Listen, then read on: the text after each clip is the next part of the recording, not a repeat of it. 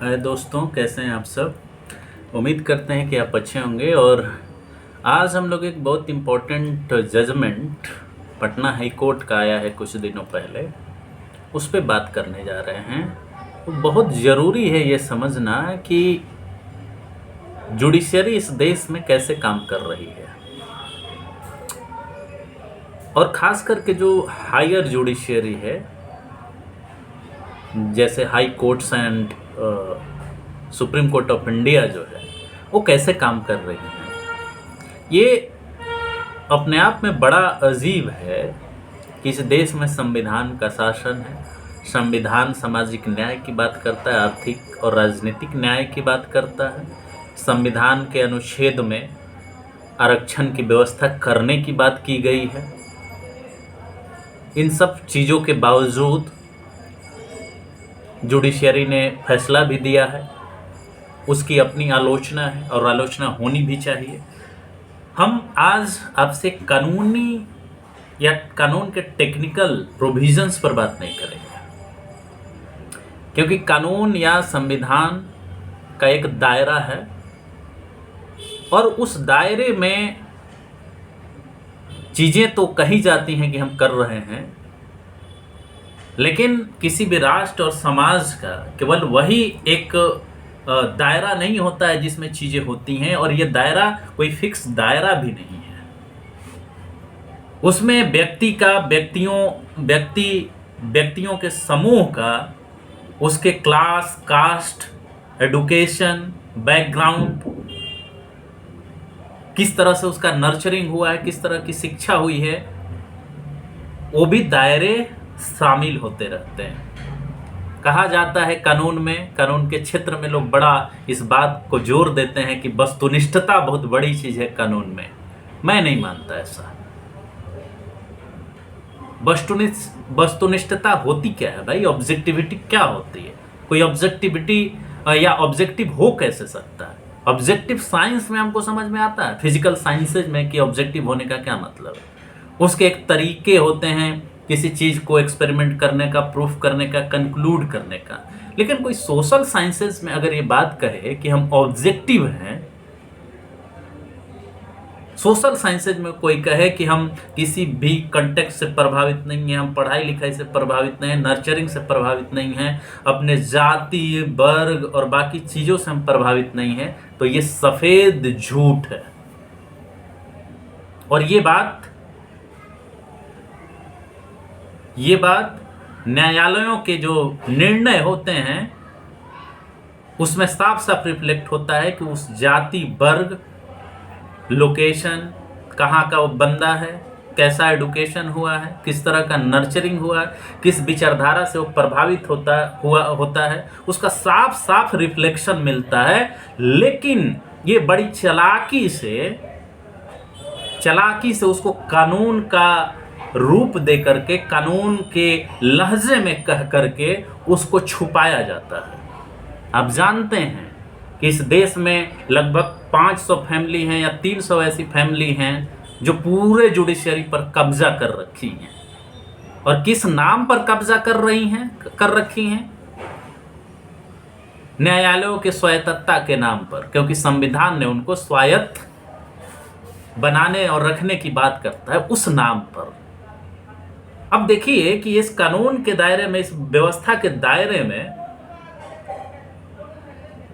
500 परिवारों का राज है, एकाधिकार है जुडिशरी के ऊपर। और उसमें भी अगर हम बात करें, उस एकाधिकार में भी बात करें, तो उस एकाधिकार में सबसे अधिक, या कहे पूरा भी कहे तो हमको गलत नहीं लगता, कि उच्च जातियों और उच्च वर्गों का एकाधिकार है। आप जानते हैं कि यह वर्ग आरक्षण का कितना विरोधी है, क्योंकि मुट्ठी भर जनसंख्या होने के बावजूद भी इस देश के संसाधन पर सबसे ज्यादा कब्जा है, या कहें कि 70-80% कब्जा है इनका। वो लोग, क्योंकि ये बहुत जरूरी है ये कंटेक्स्ट समझना, सर्कमस्टेंसेस समझना, कि किस बैकग्राउंड से वो आते हैं, किस कंटेक्स्ट से वो आते हैं, कहाँ उनका कैसे नर्चरिंग हुआ, क्या विचारधारा है। ये इनकी विचारधारा है कि आरक्षण का हम विरोध करें, आरक्षण का हमें विरोध करें। ये भी आप ध्यान रखिए कि बड़े चालाक होते हैं इस वर्ग के लोग, क्योंकि ये वर्चस्ववादी विचारधारा के पोषक हैं। ये बड़े चालाक होते हैं कि कैसे आपको जब आप इनके खिलाफ विरोध करने लगे, प्रदर्शन करने लगे, इनको चैलेंज करने लगेंगे, तो कैसे अपने ही व्यवस्था में आपको धीरे से शामिल कर लेंगे और जस्टिफाई करेंगे कि हम बड़े न्यायप्रिय हैं, न्यायिक हैं। ये प्रोजेक्ट करेंगे। ये बात, इस विचारधारा को आपको समझना होगा कि यही वर्चस्ववादी विचारधारा है, यही हेजमनी है। एंटोनियो ग्राम्सी ने यह सिद्धांत दिया था, ये हेजमनी है। गायत्री चक्रवर्ती स्पिवाक इसको सबॉल्टर्न के नाम से संबोधित करती हैं। इसको भी एंटोनियो ग्राम्सी ने ही ओरिजिनली दिया था कि ये आपके प्रवक्ता बन करके वो कहेंगे कि हम आपके प्रवक्ता हैं, आपके लिए हम डिसाइड कर रहे हैं, लेकिन वो करते हैं ताकि आपके लोगों को तोड़ करके एक ये दिखा सके कि हम आपके लिए बड़ा सहानुभूति रखते हैं। आप देख लिए इंदिरा साहनी जजमेंट क्या है। इंदिरा साहनी जजमेंट ने 27% ओबीसी आरक्षण रहेगा, ठीक है। क्रीमी लेयर का एक अलग प्रोविजन उसने कर दिया। और सबसे बड़ा फ्रॉड क्या किया?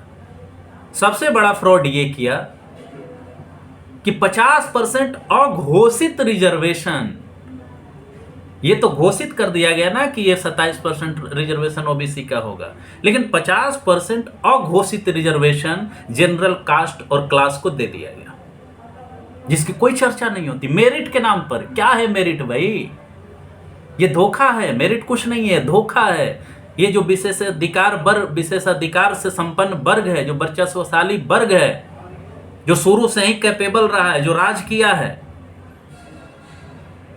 दूसरे का हक मार करके, उसको मेरिट और एफिशिएंसी के नाम पर बरकरार रखना, बनाए रखना, यथास्थिति बरकरार रखना, जिसकी संख्या मात्र 15% और वो 50% पर हकमारी करके बैठा है।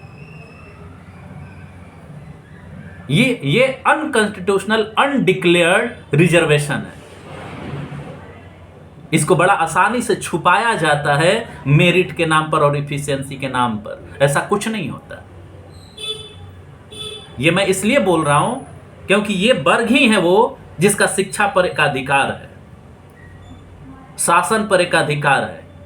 और आप शिक्षा पर अधिकार है, शासन पर अधिकार है, सरकार में आप काबिज हैं, हर लेवल पर आप मजबूत तरीके से वर्चस्व बनाए हुए हैं। और उसके बाद आप ही का सिस्टम, आप ही जज हैं, आप ही प्रशासन है, आप ही हर लेवल पर बैठे हैं और आप खुद को जज करके बता रहे हैं कि हम सबसे ज्यादा मेरिटधारी हैं। ये फ्रॉड है या नहीं है? ये फ्रॉड है। दूसरी तरफ ये देखिए कि different high courts, university, public sector, जहां अपॉइंटमेंट होना है 27% रिजर्वेशन का या 22% SC/ST के रिजर्वेशन का, वहां पे वो सीट ही नहीं भरी जाती है, वो वैकेंसी ही नहीं भरी जाती है। और ये बोल दिया जाता है कि लोग हैं ही नहीं, पढ़े लिखे ही नहीं हैं, तो हम कैसे उसका वो करें? वो अपॉइंटमेंट करने वाला भी अपर कास्ट, अपर क्लास है, जो घुसने भी नहीं देना चाहता संविधान होने के बावजूद। इस वर्ग का कास्ट सर्वे के प्रति क्या रुख है ये भी आप जानते हैं। पूरे मीडिया हाउस से लेकर के जितने नेता हैं, जितने प्रतिनिधि हैं, जितने प्रवक्ता हैं जो अपर कास्ट अपर क्लास से आते हैं, इसका जम करके विरोध कर रहे हैं। क्योंकि कास्ट सर्वे होने से लोग जान जाएंगे कि हमारी संख्या ज्यादा है, उस हिसाब से वो वोट करेंगे, उस हिसाब से हक मांगेंगे, प्रतिनिधित्व मांगेंगे। इसलिए सर्वे ही मत कराओ। और सर्वे नहीं कराना भारत के सरकार की एक खास विशेषता है, ताकि लोगों को इंफॉर्मेशन ही नहीं मिले उनके बारे में। और अगर नहीं मिलेगा तो कोई सवाल नहीं उठाएगा, सवाल नहीं उठाएगा तो हकमारी जारी रहेगी। ये इस साजिश को समझना होगा। और इसी तरह के साजिश, इसी तरह के विचारधारा का नतीजा है पटना हाई कोर्ट का जजमेंट जो रिसेंटली आया है, और वहां के बिहार सरकार ने कास्ट सर्वे के बाद जो रिजर्वेशन बढ़ाया, हम इसीलिए उसके टेक्निकल चीजों पे बात नहीं कर रहे हैं। टेक्निकल चीजों पे आप जाइएगा तो आपको लगेगा कि नहीं नहीं, ये तो मेरिट, ये तो एविडेंस के आधार पे बातें की गई हैं।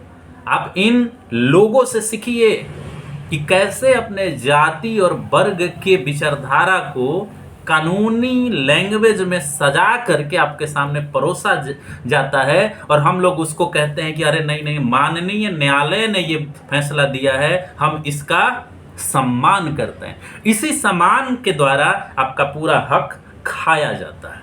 आप कब समझेंगे, ये आपको समझना है। उस विचारधारा के लोग उसमें बैठे हुए हैं निर्णय देने में, जो कास्ट सर्वे का विरोध करते हैं, किसी जाति से आते हैं, किसी बिरादरी से आते हैं, उसी तरह का नर्चरिंग हुआ है, उनके दिमाग में भर दिया गया है कि तुम इस वर्ग, इस जाति, इस व्यवस्था के हो, इसलिए तुम मेरिटधारी हो, और इसके खिलाफ उन लोगों को हक देने की अगर बात हो रही है जो हमेशा से शोषित रहे हैं, तो तुम्हें उसे खारिज कर देना है, उसे संविधान विरोधी बता देना है। ये उस विचारधारा के लोग हैं जो इस तरह की व्यवस्था को हमेशा खारिज करते हैं। ये बिहार के शासन प्रशासन के बारे में जो जानते होंगे वो जानते होंगे कि जब जुडिशियल सर्विस में, लोअर जुडिशियरी में जब वहां रिजर्वेशन लाया गया था, तो कितना हाई कोर्ट ने कितनी बार उसको खारिज किया था।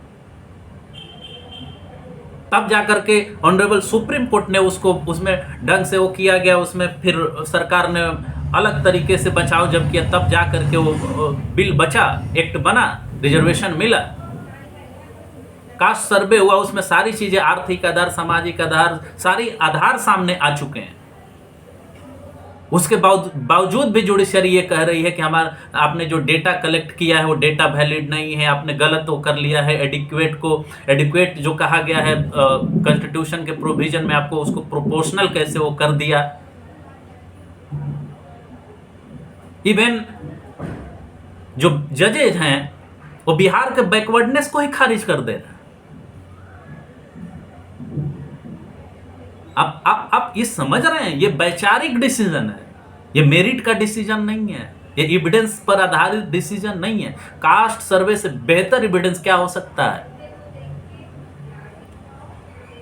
तो ये पूरी तरह से जो जजमेंट है, जो पूरी तरह से ये निर्णय जो आया है, एक जाति और एक विचारधारा के प्रभाव से निर्णय लिया गया है। इसे आपको समझना होगा, और इसीलिए जरूरी हो जाता है कि जो कॉलेजियम की व्यवस्था है वो खत्म हो। सारे समाज के जो भी वर्ग हैं, जातियां हैं, उनका रिजर्वेशन उसमें मिलना जरूरी है। और जुडिशरी एक ऐसी ब्रांच है स्टेट की जो हमारे हिसाब से जो लगता है वो सबसे ज्यादा अपारदर्शी जाति और वर्ग आधारित राजनीति की केंद्र बनी हुई है इस देश में। और जैसा ही आप ये सवाल उठाते हैं तो आप पर कंटेम्प्ट ऑफ कोर्ट एक लागू कर दिया जाता है। और ये सारी चीजें, जैसे यूनिवर्सिटी के केस में हमने बताया कि एनएफएस का ये पूरा का पूरा कंसेप्ट दलितों, वंचितों, पिछड़ों के हकमारी के लिए लाया गया है। आपको ये समझना होगा। उसी तरह जुडिशियरी में स्वायत्तता का जो कंसेप्ट है ना, इस स्वायत्तता के आड़ में कुछ मुट्ठी भर लोग, कुछ मुट्ठी भर जातियां, कुछ मुट्ठी भर वर्ग के लोगों के द्वारा पूरे सिस्टम को, पूरे न्यायिक व्यवस्था को हाईजैक किया हुआ है। ये उनके बेटा बेटी, उनके सगे संबंधी, उनके जाति वर्ग के लोग केवल उसमें घुसते हैं। जो आरक्षण का ये प्रावधान खारिज किया गया, ये उसी का नतीजा है, उस विचारधारा का नतीजा है। आप इसको केवल जजमेंट और कानून और संविधान के दायरे में देखिएगा तो ऐसे लगा कि ना ना ना, ये तो बहुत अच्छा निर्णय है, क्योंकि राज्य सरकार ने ऐसे किया, राज्य सरकार की ये कमी थी, राज्य सरकार की वो कमी थी। निश्चित तौर पर राज्य सरकार की भी कमी रही है। अगर सरकार में माननीय नीतीश कुमार हैं, गठबंधन के सरकार में हैं, तो भाई 9वीं अनुसूची में उसे शामिल कराना चाहिए था ना, लेकिन आप इसमें असफल रहे हैं। इसके इतर, राजनीति के इतर अगर आप देखें तो ये जो निर्णय है वो सरासर गलत निर्णय है। ये मानने की जरूरत नहीं है कि जज ने जो कह दिया वो बस संविधान की लकीर हो गई, कानून की लकीर हो गई, भगवान के कहे हुए शब्द हो गए जिसकी हम आलोचना नहीं करेंगे। नहीं आलोचना करेंगे तो आपकी हकमारी होती रहेगी, इस तरह के निर्णय आते रहेंगे। मुट्ठी भर लोग जो जो जो जो सदियों से शोषण करते रहे हैं, सदियों से उनका संसाधन पर एक अधिकार रहा है, शिक्षा पर अधिकार रहा है, शिक्षा बेहतर उनको मिली हुई है, वो लोग ये बात कहते हैं कि हम मेरिटधारी हैं। सारे एकाधिकार रखने के बाद आप ही के लोग आपको अपॉइंट कर रहे हैं, आप ही उस सत्ता में शामिल हैं, उस विचारधारा के पोषक हैं, और उसे वही विचारधारा आपको आपको आपको उसमें शामिल कर रही है, और आप कह रहे हैं कि आप मेरिटधारी हैं। इस देश का यह दुर्भाग्य है कि सबसे ज्यादा जो मेहनत करता है वो मेरिटधारी नहीं होता। सबसे ज्यादा जो समाज का जो के रोक और जो आप ऐसे कह सकते हैं कि समाज में जो भी परेशानियां हैं उसको झेल के जब वो आगे आकर बढ़ता है और कहता है कि भाई थोड़ा सा हमको हेल्प कर दो, हम भी मेन स्ट्रीम में शामिल हो जाएं, राष्ट्र निर्माण में शामिल हो जाएं, तो उसको आरक्षण वाले के नाम से आप गाली देते हैं। लेकिन जब वोट लेना होता है तब तो वो हिंदू हो जाता है। जब हक की बात करता है तब आपका मेरिट बनने लगता है। तो दोस्तों, मैं जो आपको बताना चाहता हूं कि निश्चित तौर पर राज्य सरकार इसको सुप्रीम कोर्ट में चैलेंज करके बेहतर इसको डिफेंड करे, 9वीं अनुसूची में शामिल करे। ये कानूनी पहलू है, लेकिन सामाजिक पहलू भी आपको देखना होगा, राजनीतिक और विचारधारा की पहलू भी देखनी होगी कि आखिर इस तरह से निर्णय कैसे आते हैं, उस निर्णय को देने वाले लोग कौन लोग हैं, कहां से आ रहे हैं, कैसे मानसिकता इनकी ऐसी होती है। वहां पे अब रिवर्स करके देखिए कि कोई ओबीसी का बंदा होता, कोई एससी एसटी का बंदा होता, तो क्या ऐसा ही निर्णय देता? दे भी सकता था अगर उस विचारधारा को मानने वाला हो, उसको इस बात की कोई चिंता नहीं हो कि इस विचारधारा ने ही उनको शोषित बना रखा है, उनको उनके अधिकारों से वंचित कर रखा है। तो आप ये गलतफहमी में मत रहिए कि जुडिशरी कोई आसमान से टपकी हुई, स्वर्ग से टपकी हुई एक ऐसी व्यवस्था है जिसमें सब चीज न्यायपूर्ण है। नहीं है। उस स्वायत्तता के नाम पर ऐसी ऐसी चीजें होती हैं जो आप इमेजिन नहीं कर सकते, आप अंदाजा नहीं लगा सकते। कॉलेजियम कैसे फंक्शन कर रही है आजकल, ये किसको नहीं पता। किस तरह से जज लोग अपना कैरेक्टर छुपाए रखते हैं और जब उससे बाहर आते हैं, रिटायर होते हैं, तो खुल के बोलते हैं कि हम इस आइडियोलॉजी, इस संगठन के मेंबर थे। तो उनको आता है ये करने। इस चीज को आपको समझना होगा, और किस तरह से आपकी हकमारी की जा रही है कानून के नाम पर। कानून का शासन हो, इस बात से कोई गुरेज नहीं है, संविधान का शासन हो, इसका ये कोई गुरेज नहीं है, लेकिन संविधान को उनके हित के रूप में प्रदर्शित करना, व्याख्या करना, जो ऑलरेडी शोषक रहे हैं, वर्चस्ववादी राजनीति के विचारधारा के समर्थक रहे हैं, प्रदर्शक रहे हैं, उनके हक में व्याख्या करना यह सरासर गलत है। और इसमें पटना हाई कोर्ट का रिकॉर्ड है, ऐसे फैसले देने का रिकॉर्ड है।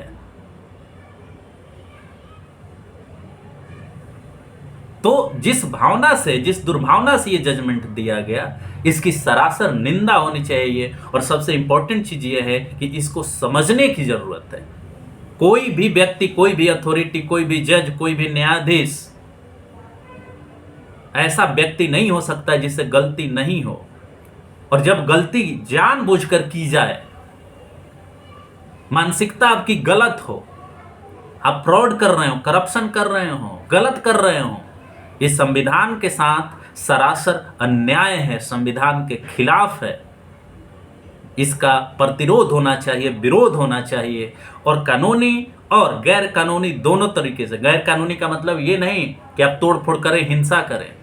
गैर कानूनी का मतलब, इसका मतलब राजनीतिक है, सामाजिक है, सांस्कृतिक है। आपको विरोध करना होगा, आलोचना करनी होगी, अपने बच्चों को शिक्षित करना होगा, तार्किक बनाना होगा, सवाल करना सिखाना होगा कि इस तरह के अन्याय से लड़ो। आगे बढ़ो, उसमें शामिल होके तुम उसकी तैयारी करो, वहां पर पहुंचो और समाज के साथ न्याय करो, जिनके साथ अन्याय हो रहा है सदियों के साथ, सदियों से। तो इसी के साथ मैं अपनी बात समाप्त करता हूं। नमस्कार, धन्यवाद।